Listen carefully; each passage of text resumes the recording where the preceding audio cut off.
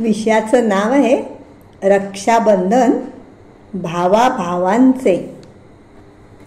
रक्षाबंधन अनेक सणांपैकी एक महत्त्वाचा सण। भावा बहिणीच्या पवित्र प्रेमाचे द्योतक। भाऊ म्हटला की तो नेहमी कृष्णासारखा वाटणारा, मदतीला हक्काने धावून येणारा आणि बहिणीची रक्षा करणारा।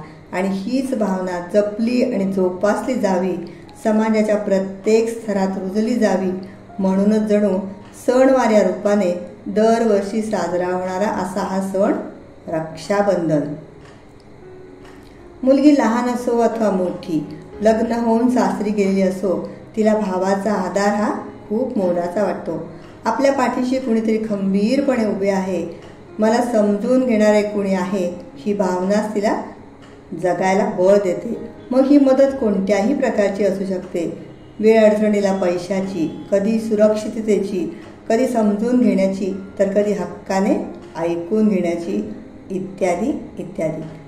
सणवार साजरे होत असताना कळत नकळत नातेसंबंधही जपले जातात।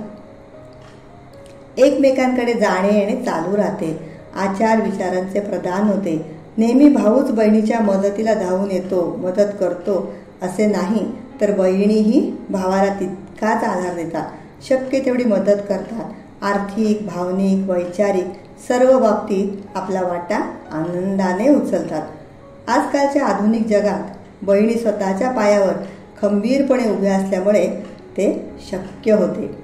मग सहज मनात विचार येतो, बहीण भावाच्या पवित्र नात्याचे दर्शन घडवणारा हा रक्षाबंधन सण थोडा आणखी प्रगल्भ झाला तर?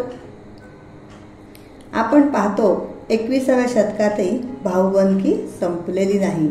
एकाच घरात लहानाचे मोठे झालेले सख्खे भाऊ पक्के वैरी होतात। यामध्ये कधी पैसे, जमीन, शेती, नातेसंबंध, तर कधी निव्वळ गैरसमजातून नाती दुरावली जातात। आबोला धरला जातो, वर्षानुवर्षे भेटतही नाहीत। इतकेच नाही तर कधी कधी यातून राग, द्वेष इतका विकोपाला जातो की खून, मारामारी यासारखे भयानक प्रसंग ओढवतात। आयुष्य संपवले जाते, परिणामतः शिक्षा होत स्वतःचे आयुष्यही उद्ध्वस्त होते।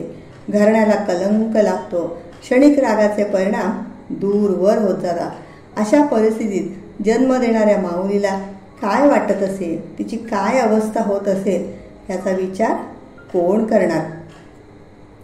म्हणूनच रक्षाबंधन हे फक्त भावा बहिणीच्या प्रेमाचे प्रतीक न राहता भावाभावाने पण एकमेकांना प्रेमाने राखी बांधत, एकमेकांना मदतीचा हात पुढे केला, आनंदाने नाती जपत राहिले तर याहून मोठा आनंद तो कोणता?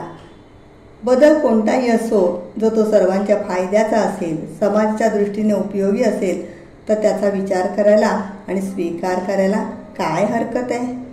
एकदम नाही, पण हळूहळू का होईना नक्कीच फरक पडेल। भाऊ बहिणीच्या प्रेमाप्रमाणेच भावाभावाच्या प्रेमाला उजाळा मिळेल, नवीन दृष्टिकोन मिळेल, एवढे मात्र निश्चित। चला तर भावाने भावाला राखी बांधून नाते जपूया, जोपासूया आणि आनंद द्विगुणित करूया। धन्यवाद।